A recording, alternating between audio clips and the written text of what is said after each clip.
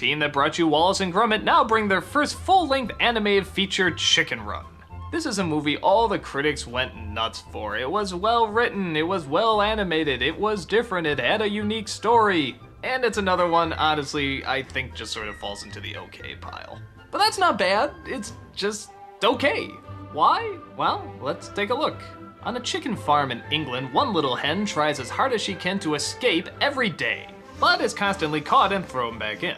Things get more dangerous though when the owner of the chicken farm decides that she wants to start making pies out of the chickens. So the hens have to make it out before the machine that makes the pies is fully put together. Their answer comes in the form of a rooster played by Mel Gibson.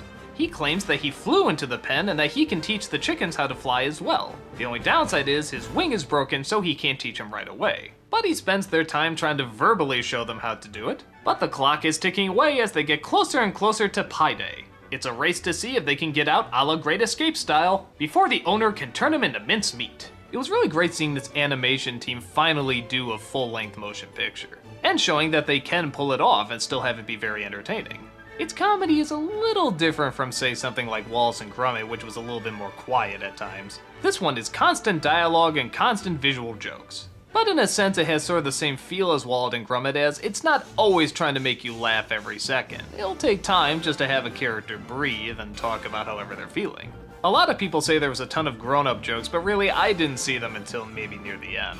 Great Scott, what was that? A Klingon captain!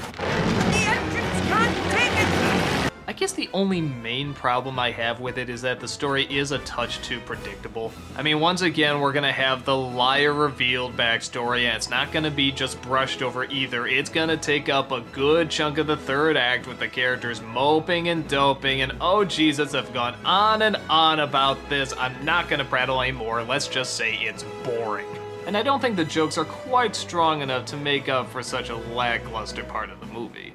But like I said before, I still think it holds up as being okay. It is still very creative, it's got some memorable characters, it does have some good lines. The stop motion animation is always great to see. I mean, this team always does a wonderful job.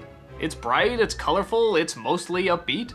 It's very imaginative at times, and it has one or two bits for adults too. Had it not gone for the liar revealed story arc and maybe thought a little bit more out of the box, I would have liked it a lot more. But I still think it's a decent flick.